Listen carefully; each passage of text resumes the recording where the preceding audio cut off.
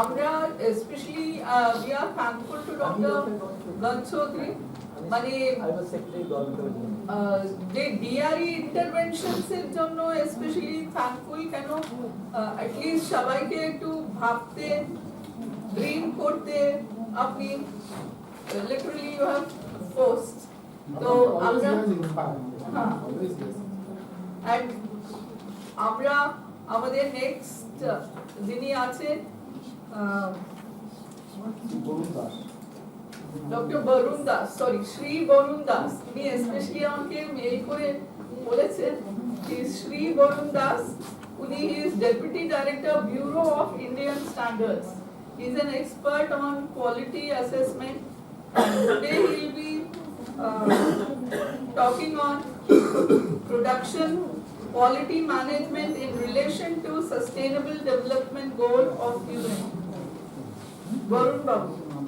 He is present virtually. আমরা ওনাকে স্ক্রিনে দেখব আজকে উনি আসতে পারেননি অসুবিধার জন্য and we have another expert Dr. Dipankar Saha.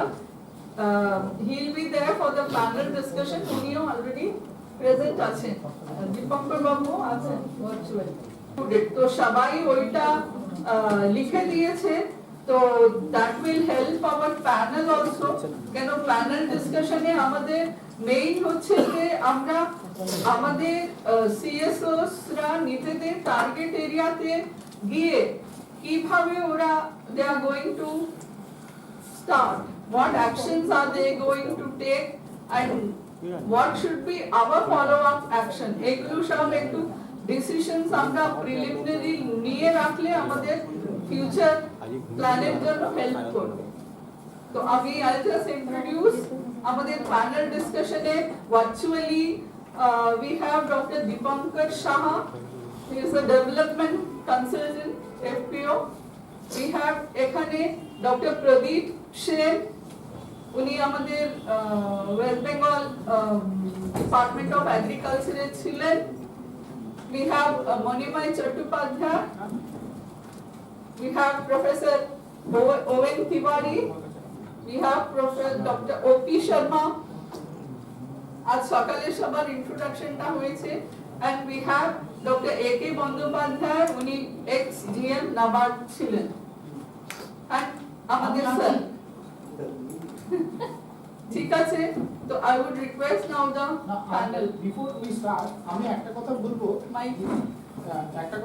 যেটা একটা সাধারণ ডিসকাশনের ভেতর দিয়ে উঠে এসেছে যে সমস্ত সংস্থাগুলো সবাই মিলে যদি একটা প্ল্যাটফর্ম বানায় বেশ কয়েকটা অর্গানাইজেশন এফপিও নিয়ে খুব ভালো কাজ করছে কিন্তু আবার অনেকে জানে না এটাকে আগে কি করে নিয়ে যাবে আমি রিসেন্টলি দীপঙ্কর বাবুর সঙ্গে আমার উড়িষ্যার কিছু এক্সপিরিয়েন্সের কথা বলছিল আমি নিজেও উড়িষ্যার একটা ফার্মার্স প্রডিউসার অর্গানাইজেশনের নেটওয়ার্কের মধ্যে ওরা যুক্ত করেছে অসম্ভব ভালো কাজকর্ম করছে তো আমরা সেটাকে কি করে আগে নিয়ে যেতে পারি এবং এই প্রোগ্রামটাকেও পরবর্তীকালে কিভাবে নিতে পারি যেমন আজকে গঞ্জদীপ সাহেব বেরোনোর সময় আমাকে বললেন শুধুমাত্র এনার্জির উপরে একটা দিন সেশন করবো কেউ হয়তো বলছে যে লিগেল ইস্যুর উপরে একদিন একটা দিন করবো এগ্রিকালচারের উপরে একদিন একটা দিন করবো এইভাবে যদি আমরা ক্লাস্টার করে জোন করে কিছু করতে পারি what should be hour next step of action এর উপরে যে প্যানেল আমাদেরকে কিছু বলুন যে ভার্মি কম্পোস্ট করব ভালো কথা আপনি ভার্মি কম্পোস্টে ইন্টারেস্ট নিয়েছেন এবং জিনিসটা খুব নতুন নয় বেশ কিছুদিন ধরে ভার্মি কম্পোস্ট তৈরি করার যে পদ্ধতি সেটা কমিউনিকেট করা হয়েছে ডিফারেন্ট এনজিওকে এবং একে অনেকে এখানে নিমপিতে বা নরেন্দ্রপুরে নানা জায়গায় ট্রেনিং হয় সুতরাং এখানে যদি আপনি আসেন ট্রেনিং নিয়েছেন কিনা জানি না যদি ধরুন এখানে এসেছেন তাহলে আপনি বুঝতে পেরেছেন নিশ্চয়ই যে কি কেঁচোটা ব্যবহার করা হয় ভার্মি কম্পোস্টের জন্য সব কেঁচো কিন্তু ব্যবহার করা হয় না এবং বিভিন্ন মহিলাকে কেঁচো দেব এখান থেকে খবর পাবেন যে কতটা করে কেঁচো আপনি নিয়ে যেতে পারবেন কতজন মহিলাকে সেটা আপনি ডিস্ট্রিবিউট করতে পারবেন সেটা ডিপেন্ড করে কতটা কম্পোস্ট আপনি ভার্মি কম্পোস্ট তৈরি করছেন তার পিটের ভলিউম কত হ্যাঁ এসবের উপর ডিপেন্ড করে যে পার স্কোয়ার মিটার এতে যে মেটেরিয়ালটার উপর ভার্মি কম্পোস্ট ছাড়া হয় মানে পোকাটাকে ছাড়া হয় সেটাতে কতগুলো কেঁচো দেওয়া হয় এগুলো যদি আপনি জানেন তাহলে আপনি কতটা কেঁচো লাগবে সেটা বুঝে নিয়ে আপনি ডিস্ট্রিবিউট করতে পারবেন মহিলাদের আর তাদের ট্রেনিং এর যদি ফার্দার ব্যবস্থা করতে হয় তাহলে এই অর্গানাইজেশনের সঙ্গে আপনি যোগাযোগ করতে পারেন, নরেন্দ্রপুর বা ডিআইবি যে আমাদের বিবেকানন্দ ইনস্টিটিউট অফ টেকনোলজি, এদের খুব ভালো এক্সপার্ট আছেন, এরা খুব ভালো ট্রেনিং দেন এবং প্রোডাকশনও করেন এবং এদের ভার্মি কম্পোস্ট প্যাকেটে করে বাজারে বিক্রিও হয়। হ্যাঁ, তাতে এক্সপায়ারি ডেট ফেট সমস্ত লেখা থাকে, যে আজকে ম্যানুফ্যাকচারিং ডেট, এক্সপায়ারি ডেট সব লেখা থাকে। এবং আমি 1 মিনিট ইন্টারাপ্ট করি। আমাদের প্যানেল ডিসকাশনটা মেইন অবজেক্টিভ যেটা হবে সেটা হলো how are we going to go forward, ঠিক আছে?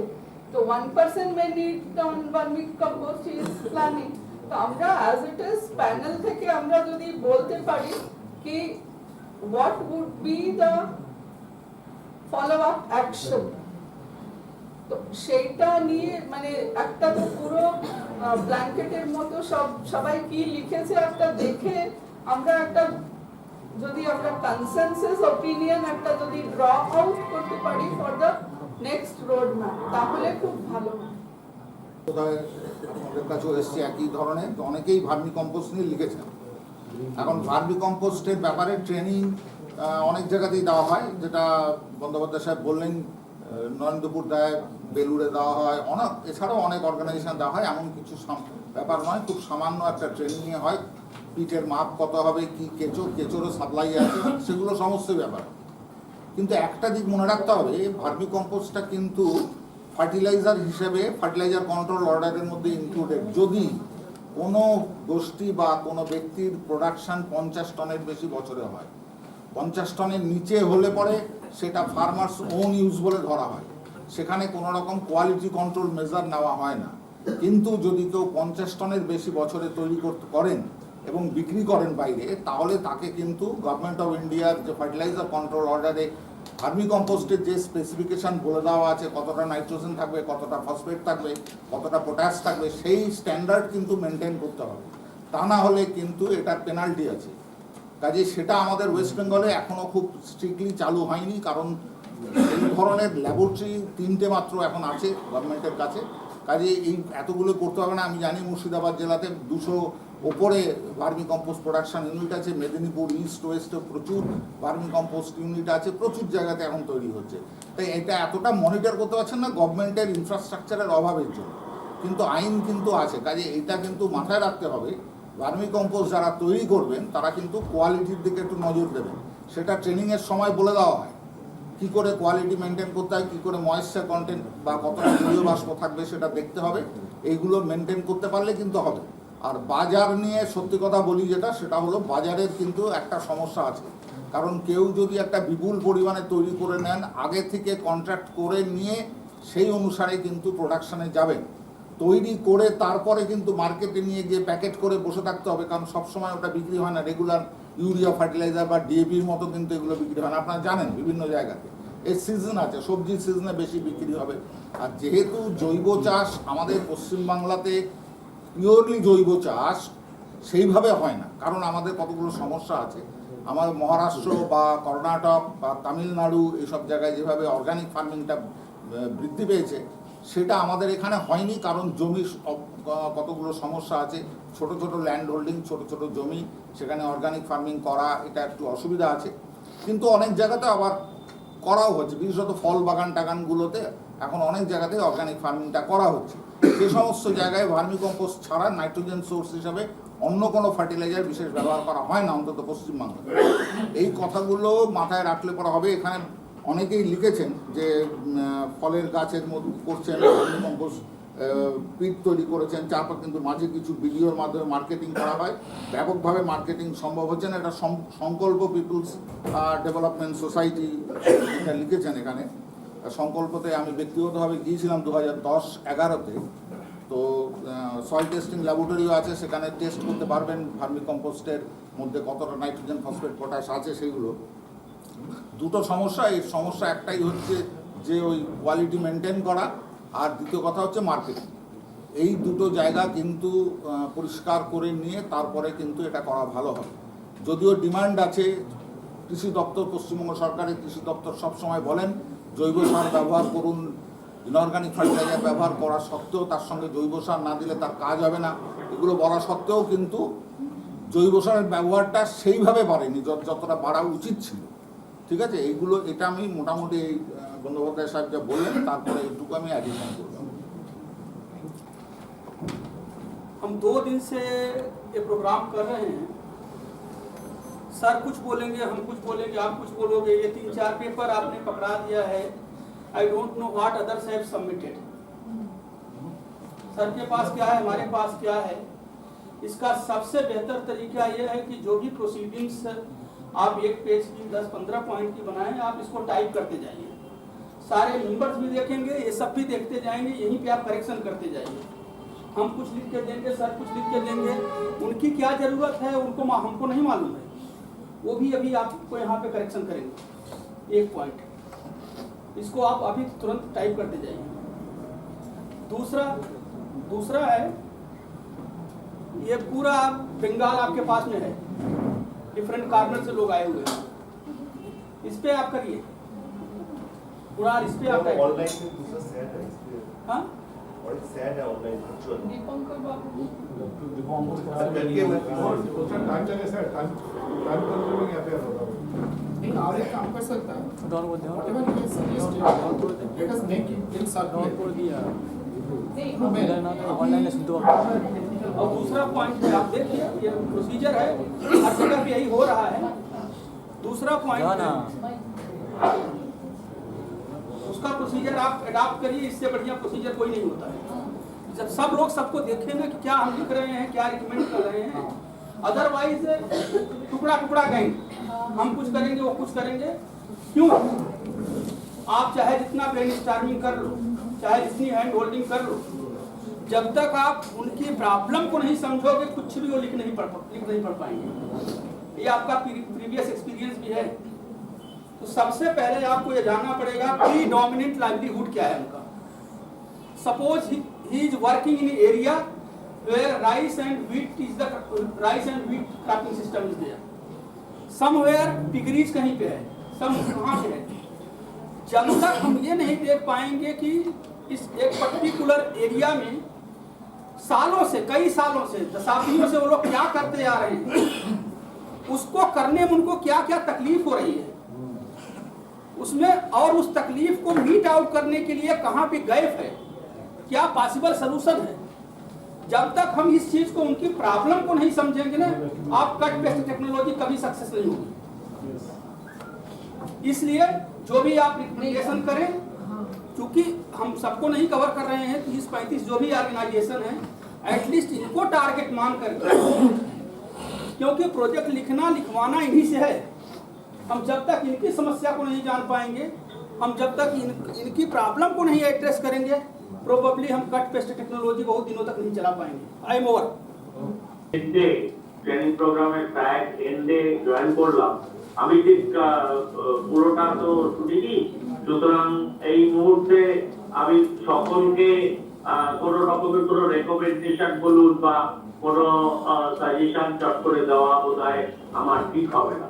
ওখানে বন্দ্যোপাধ্যায় সাহেব আছেন, মণিময়দা আছে, এবং ওনারা দুদিন ধরেই ওদের কাছ থেকে আমার যেটা মনে হয় প্রত্যেকে ইন্ডিভিজুয়ালি কে কি করছেন এবং তার কি কি রকমের বার্তা ডেভেলপমেন্ট করা যায় সেটা আইডিয়া আপনারা এই দুদিনে পেয়েছেন।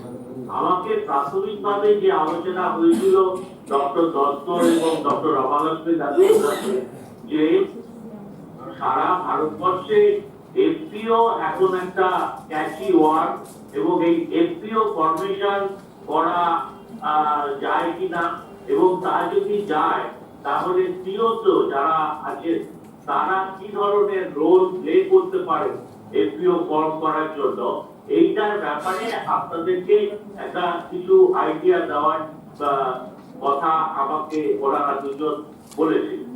আসলে ব্যাপারটা যেটা, যে এফপিও ফরমেশন কিন্তু একদিনের ব্যাপার নয়, এটা প্রায় 3 বছর একটা হ্যান্ড হোল্ডিং করলে তবে চাষি ভাইদের একসঙ্গে ফার্মার ইন্স্যুরেন্স গ্রুপ তৈরি করে সেই রকম ভাবে একটা বড় দল তৈরি করে তারপরে সেটাকে অর্গানাইজেশনের একটা রূপ দেওয়া এবং এই এফপিও অর্গানাইজেশনটার রূপ দিতে গেলে যেটা দরকার হয় সেটা হচ্ছে যে রিসোর্স ইনস্টিটিউট অর্থাৎ আপনারা যারা সিএসও যারা এফপিও তৈরি করবে যারা ফার্মার ইন্স্যুরেন্স গ্রুপগুলোকে একত্রিত করবে তাদেরও কিন্তু একটা বড় রকমের ক্যাপাসিটি বিল্ডিং করার দরকার আছে যে কিরকম ভাবে আপনারা ওদেরকে মোটিভেট করবেন কোন অ্যাঙ্গেলে তাদেরকে বলবেন যে এইটা একটা সম্পূর্ণ বোর্ড অফ ডিরেক্টর নিজেদের মধ্যে থেকে তৈরি করতে হবে পরবর্তী পর্যায়ে অ্যাকাউন্ট মেইনটেইন নিজেদের করতে হবে অডিটিং নিজেদের করতে হবে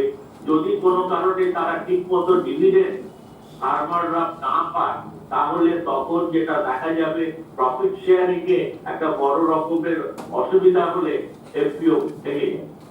এরকম প্রচুর এফপিও হয়েছে আবার ভেঙেও গেছে এরকম ওই জিনিসটা আছে। আবার উল্টোটাও আছে যে এফপিও তৈরি করার পর ফার্মাররা ঠিক মতো ডিভিডেন্ড পেয়েছে এইরকম এফপিও খুব কন্টিনিউ করে যাচ্ছে। আপনাদের যারা দক্ষিণ চব্বিশ পরগনায় আছেন মাগনের ভেজিটেবল আর কোঅপারেটিভ মার্কেটিং এফপিও একটা আছে তারা খুব ভালোভাবে কাজ করছে। একই সঙ্গে 2015 সালে এসএফএসি কয়েকটা এফপিও ইয়েতে তৈরি করে কয়েকটা সিবিওর মারফতে কয়েকটা এফপিও তৈরি করা হয়েছিল হাওড়া মেদিনীপুর ইত্যাদিতে।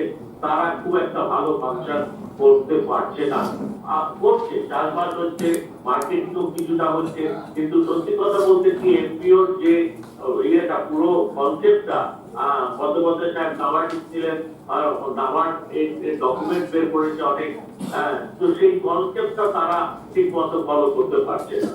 এফপিও নানান রকমের ইন্টারেস্ট গ্রুপ অর্থাৎ horticultural interest group fisheries interest group কি এগ্রিকালচারাল ক্রপ হচ্ছে সেই ইন্টারেস্ট গ্রুপ এমনকি কোনো জায়গায় লাইফ স্টকের মধ্যে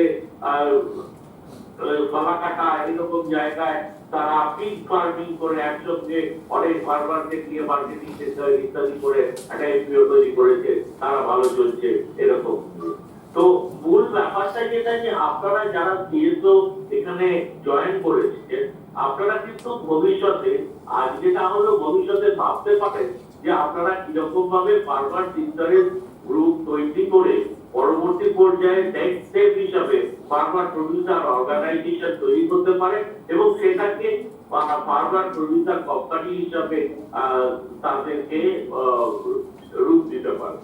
তার জন্য আপনাদেরকেও একটা ফেজ ওয়াইজ প্রশিক্ষণ দিতে হবে যে এফআইপি ফরমেশন করতে গেলে কি কি ধরনের কিভাবে করতে হয়, বিজনেস প্ল্যান ডেভেলপমেন্ট করতে গেলে কি করতে হয়, ভ্যালু এডিশন এবং মার্কেটিং এর জন্য কি কি ধরনের এই জিনিসগুলো আপনাদেরকে আগে নিজেদের প্রশিক্ষণের মাধ্যমে নিজেদের ক্যাপাসিটি বিল্ডিং করতে হবে এবং সেই ক্যাপাসিটি বিল্ডিং হলে তবে আপনারা একটা রিসোর্স ইনস্টিটিউশন বা রিসোর্স অর্গানাইজেশন হিসাবে কাজ করতে পারবেন। আপনারা তখন অনেক ফার্মারদের দিয়ে একত্রিত করে আপনারা একটা ইয়ে করতে অ্যানুয়ালি করে 3 বছর ধরে তাদেরকে একটা পদ থেকে এফপিও বা এফপিসি তৈরি করাতে পারবেন।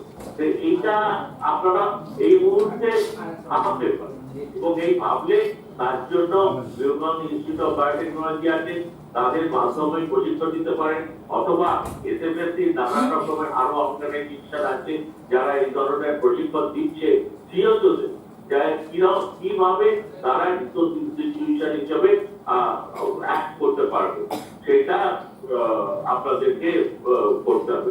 প্রথম ব্যাপার যেটা বলি যে সিএসও বা রিসোর্স ইনস্টিটিউশনরা যদি খুব সুন্দরভাবে ওদেরকে বোঝাতে না পারে যে তাদের কি রেসপন্সিবিলিটি, এটা যে কোঅপারেটিভ নয়, কোঅপারেটিভের থেকে what are the regulated form, এই জিনিসগুলো যদি তাদেরকে বোঝাতে পারে তবেই কিন্তু করার দিকে যাবে। তা না হলে ওই বলে দিল লোকে এফপিও তৈরি করবো এইভাবে করে এফপিও তৈরি হবে। এমন একটা সময় ছিল যে প্রচুর এসএইচজি ডিকটাম দিয়ে এসএইচজি তৈরি করা হয়েছিল যে না সংখ্যা গুণে এসএইচজি তৈরি করতে হবে। এক একজন ভিডিওকে বলা হয়েছিল, এক একটা অর্গানাইজেশনকে এসএসজি তৈরি করতে বলা হয়েছিল। পরবর্তী পর্যায়ে আজকে যদি আমরা দেখি যে 10 or 15 years after the SSG formation initiation, তারা অনেক SSG এখন বিপাক হয়ে গেছে। এর মূল কারণটা কিন্তু যে ইনিশিয়ালি যে মোটিভেশন, যে ইনিশিয়াল মোটিভেশনটা ঠিক মতো যদি তৈরি করতে না হয়, আর সর্বোপরি সেটা হচ্ছে যে প্রত্যেকটা ইন্ডিভিজুয়াল যদি ঠিক মতো প্রফিট না পায়, তাহলে তারা আবার তাদের ইন্ডিভিজুয়াল যে প্রোডাকশন যাবে, একসঙ্গে একত্রিত প্রোডাকশন সিস্টেম করবে। এইটুকুনি আমার বক্তব্য। Thank you.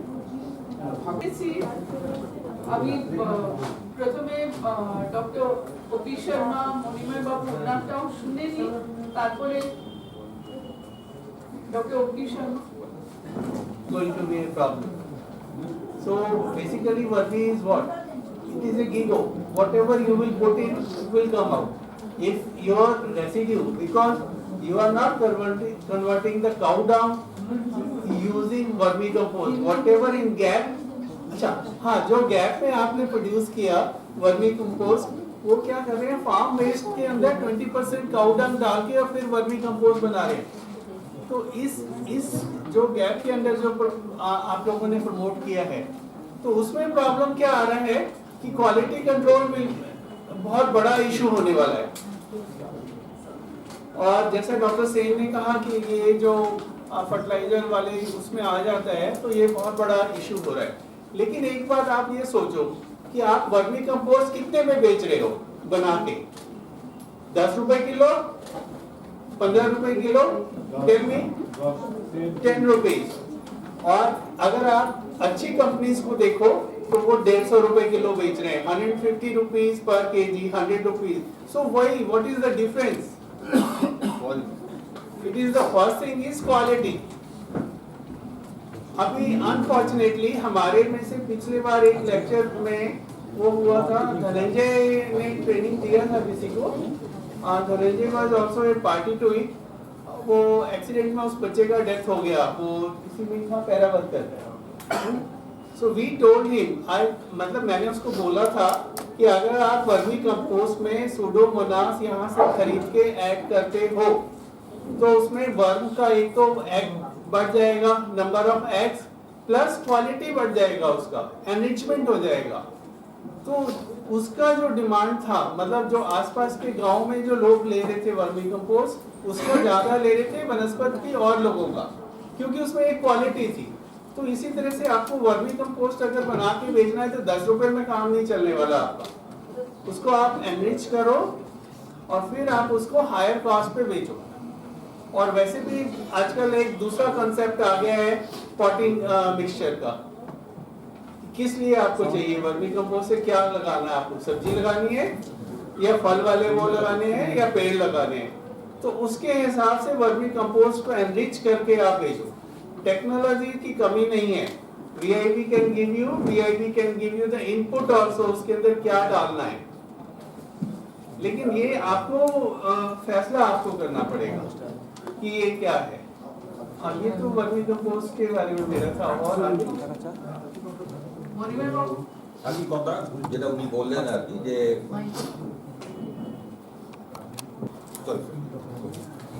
ডক্টর শর্মা এবং ডক্টর বন্দ্যোপাধ্যায় যা বললেন আমি সম্পূর্ণ একমত।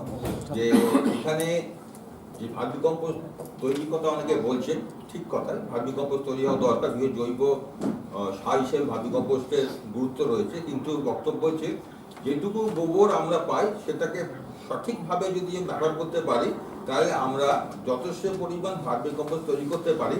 এছাড়া বিভিন্ন যে সমস্ত উপাদান যেগুলো আমরা ফেলে দিই, সেগুলো সঠিকভাবে যদি ব্যবহার করা যায়, নিশ্চয়ই ভার্মি কম্পোস্ট উৎপাদন বাড়বে, এবং যেটা এখনো ডিমান্ড আছে।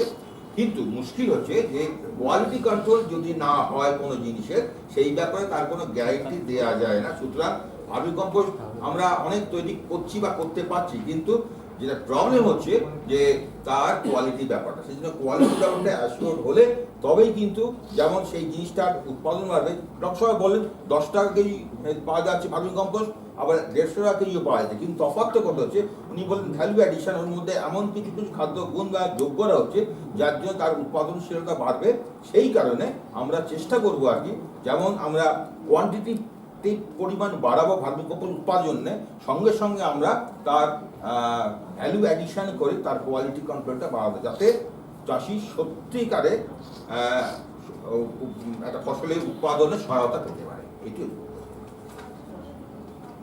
এবারে আমি সব পার্টিসিপেন্টসদের বলবো, একটা হচ্ছে কনসেনসাস, কনসেনসাস যেটা সবার কথা শুনে যেটা হলো যে আমাদের প্রথম কাজ হবে যে আপনারা যা লিখে দিয়েছেন এটাকে পুরো আমরা লিস্ট আউট করব। We will list out the need or requirement as you have এখানে আপনারা যেটা লিখেছেন, তারপরে এটাকে গো থ্রু করে রিকোয়ারমেন্ট অনুযায়ী গ্রুপ করব। এমন তো নয় 33 অর্গানাইজেশন শুধু ভার্মি কম্পোস্টই লিখেছো নাকি? না, তো আমরা নিড বেসড ওইটাকে গ্রুপ করব, গ্রুপ করে we will share it with the expert panel যারা আজকে আছেন সবার সঙ্গে শেয়ার করব, আর ট্রেক স্টেপ আমাদের যে ইমপ্লিমেন্টিং এজেন্সি তাদের সঙ্গেও শেয়ার করব, দিয়ে based on that a follow up action or a road map আমরা বানাবো। কেন আপনাদের তো শুধু কাজ করলে হবে না, আপনাদেরকে উইমেন এন্টারপ্রেনার তৈরি করাটা একটা মেজর কাজ, সেইটাতে আপনাদের লক্ষ্যটা রাখতে হবে। তো ওই রোড ম্যাপটা বানিয়ে তারপরে each of the CSO would be contacted কি আপনাদের নিড বেসড আমরা কি কি ফলো আপ অ্যাকশনটা নেব সেটা। এইবারে ডক্টর দত্ত একটু বলবেন, তারপরে আপনাদের একটু রিকোয়েস্ট করব স্পেশালি প্যানেল এক্সপার্টসদের কাছে কিছু যদি জিজ্ঞাসা থাকে বলার থাকে তাহলে ওটা আজকে এখানে ফিজিক্যালি যখন আছেন বলে নেবেন। Ma'am I want one more recommendation आप करें, ये भी देख के करें कि नेशनल गवर्नमेंट की पॉलिसी क्या है। पैसा आपको वहां से लेना है। आप बहुत सारी कमेटीज में थी, मैं अभी डीबीटी डीएसटी दोनों बड़ी मेजर फंडिंग एजेंसीज हैं, हमको वहां से भी लिंक करना पड़ेगा सर, क्योंकि हम इनकी बेस इनकी नीड को और उस नीड को जोड़ेंगे नहीं, हमारा सारा जो है ये होमवर्क बेकार जाएगा। तो बी केयरफुल, अदरवाइज होता क्या है कि आज कोई प्रोजेक्ट सबमिट करता है, इस पे सवाल ये उठता है कि इस पे तो हजारों प्रोजेक्ट हमने दे दिया है। Likewise I am giving one example, vermi compost, mushroom cultivation, देखते ही प्रोजेक्ट उठा के फेंक दिया जाता है। आप ये नहीं देखो। So my last suggestion, government policy must be taken care before recommendation, afterwards formulation of the project proposal. Otherwise हम किसके लिए लिखेंगे, कहाँ से पैसा आएगा, कौन पैसा देगा काम करने के लिए?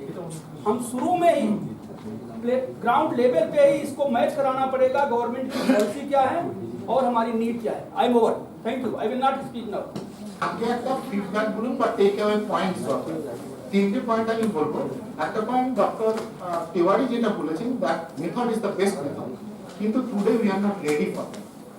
বাট সেকেন্ড পয়েন্ট এটা, আজকে যদি আমরা সবাই মিলে একটা জিনিসে সহমত হই যে আজকের প্রোগ্রামটা ওয়াজ এ গুড প্রোগ্রাম। সেকেন্ড হলো আমরা বুঝতে পেরেছি উই নিড ফার্দার প্রোগ্রাম বানানো। কিসের উপরে? একটা হচ্ছে how to build up an organisation, কেমন করে একটা অর্গানাইজেশনের গভর্নেন্স করবে।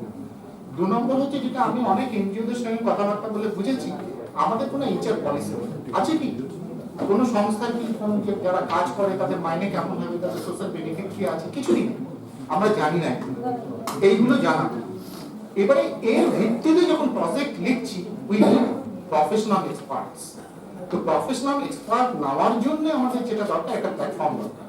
তো আমরা আজকে এইটুকু অন্তত নিয়ে আসতে পারি। মানে ঠিক বললাম? হ্যাঁ, কোথাও কিচ্ছু নেই, ওই মানে এবং কালকে একজনা বলছিল না কোথাও কিছু চাকরি পায় না তাই গিয়ে এনজিওতে কাজ করছি, let us come out of that concept. একটা ভালো মন নিয়ে কাজ করতে আসে, আমি অনেক ভালো ভালো ছেলে দেখেছি অনেক ভালো মন নিয়ে কাজ করতে আসে। তো এই কটা পয়েন্ট যদি আপনি আমরা ফিডব্যাকের মধ্যে রাখতে পারি, আমরা নেক্সট যেটা আসছে প্রোগ্রাম বা নেক্সট মিটিংয়ে আমরা এই ইস্যুগুলো নিয়ে আসতে পারবো এবং এটাই আমরা নেক্সট স্টেপে পাঠাবো। হ্যাঁ, আপনাদের আর কারো কিছু বলার থাকলে বলুন। ওখানে বীরভূমের তারাপীঠ টেম্পল আছে, তো তারাপীঠ টেম্পলে ফুল বেলপাতাগুলো ফেলে দেওয়া হতো এবং সেটা নিয়ে একটা পলিউশন কন্ট্রোল বোর্ডে কেস হয়। তারপরে ওরা অনেক চিন্তা ভাবনা করে কি করা যায়। আমরা কিন্তু আজ বছর 4 থেকে ওখানে পুজো দেওয়ার পরে ফুল বেলপাতাগুলো আমরা কালেক্ট করি। সেখানে আমাদের সেলফ হেল্প গ্রুপের 4 জন মেয়ে আছে যারা এগুলোকে সেগ্রিগেট করে, করার পরে সেইটাতে আমরা কাউডাং মিশিয়ে আমরা সেইটাকে ভার্মি কম্পোস্ট করে আমরা একদম এদেরকে দিচ্ছি যারা বাড়িতে সবজি বাগান করছে। এটা একটা কনসেপ্ট যে আমার একদিকে যেমন পলিউশন হলো না, ওই ওয়েস্টটাকে আমি কালেক্ট করে আমি সেটাকে করছি। ঠিক যখন করোনা ছিল তখন মন্দির বন্ধ ছিল, তো আমরা কচুরি পানাগুলো নিয়ে আসছিলাম। একদিকে আমার পুকুর পরিষ্কার হচ্ছে, তার সঙ্গে সঙ্গে আমার এটা হচ্ছে। তো একটা কনসেপ্টকে তার সঙ্গে যদি আমরা কনভার্সন মানে এমনভাবে করতে পারি, তাহলে আমার মনে হয় যে এটা সাস্টেনেবল মোডে একটা হতে পারে। আপনারা যে একটা ব্যাপার ভেবে রাখা দরকার যে ফুলগুলো নিয়ে এখন দেখবেন বিভিন্ন আবির তৈরি, দল খেলা যে আবির তৈরি করা হচ্ছে, শুধু আবির তৈরি করা হচ্ছে যেটা হচ্ছে ফ্রেন্ডলি, ইকো ফ্রেন্ডলি বা মানুষের পক্ষে যেগুলো মানে জৈব আর কি, জৈব ঠিক বলবো না আর কি। তো এই টাইপের ফুলের যে কালার সেটুকু আলাদা করে যদি সে কোনো ডাইভার্সন করা যায়, যেটা কিন্তু কালীঘাটে টেম্পল বা ইত্যাদি ইত্যাদি জায়গায় হচ্ছে কিন্তু জানি না স্যার, আমরা এটা করেছিলাম কিন্তু যেহেতু ফুলের উপরে জল পড়ে যায় মানে ওটা পচে যায় এবং ওইটাকে সেগ্রিগেট করার পরে আর ওই ফুলটা ওই অবস্থায় থাকে না, নষ্ট হয়ে যায়। হয়তো জবা হবে না চট করে, কিন্তু গাঁদা বা অন্য টাইপের যে ফুলগুলো আছে সেগুলো নিয়ে কিন্তু একটু চিন্তা ভাবনা করা যেতে পারে। ঠিক আছে, আমরা এটা আইআইটি খড়গপুরে করেছিলাম কিন্তু ওনারা জৈব সারটাই আমাদেরকে প্রেফার করেন, কারণ ওর মধ্যে এত কিছু জিনিস থাকে। ফল উত্তরে পাতা ফুল ফল এগুলো হয়, তো ওগুলো একটা মিউনিসিপাল মিনেস ছিল, এখন ওটাকে ওরা বায়ো ফার্টিলাইজারে কনভার্ট করেছে। এটা আগরবাতি ডক্টর দত্ত যেটা বললেন তাহলে এটাই কনক্লুশন। কি করে করবো, যেমন যেটা বললাম কনস্টিটিউশন বেরোনোর সময় বলে গেলেন এনার্জি পুরো একটা দিন, নাবার যেমন যেগুলো বললো সেগুলো একদিন না, পুরো একটা দিন না। আচ্ছা, আর কারোর কিছু বলার আছে? আমার প্রশ্ন হলো যে এই যে যিনি ইউরোপিয়ান ইউনিয়নের যে যিনি প্রজেক্টের কথা বলা হচ্ছে, এখানে পার্টিকুলারলি আমরা কি এই ক্যাপাসিটি বিল্ডিং রিলেটেড সাপোর্টটা পেতে চলেছি, মানে সেইটা আমি একটু ক্লিয়ারলি বোঝবার চেষ্টা করছি যে এক্স্যাক্টলি কি ধরনের সাপোর্ট, এই যে এত এনজিও আমরা এসেছি সিএসও কি ধরনের সাপোর্ট। আমি যেটা বলবো আপনাকে, দেখুন আমরা বুঝেছি নিড, আপনারা যদি ভিপ থেকে যে সমস্ত আমরা সিএসও আসি আর কি, তাদের সিএসও যদি স্ট্যান্ডিং প্রোগ্রাম থাকে সেখানে আপনার রেকর্ড কিপিং, ডকুমেন্টেশন এবং হচ্ছে এইচআর পলিসি, অনেকগুলো পলিসি দরকার যেগুলো আপনার দরকার সংস্থা চালানোর জন্য, সেটার উপরে যদি একটা আলাদা করে ওয়ার্কশপ 2 দিন বা 3 দিনের হয় মানে পলিসি আপনাকে বললাম যে আমাদের লিখেছে এখানে লিখেছে, আমি তো লিখিনি, আমাদের তো এইচআর পলিসি আছে আর কি, বাকি পলিসিগুলো আপনার মনে হয়েছে সব সিএসও দরকার। আমি তো সকালে বললাম যে আপনাদের যেটা মনে হবে সিএসও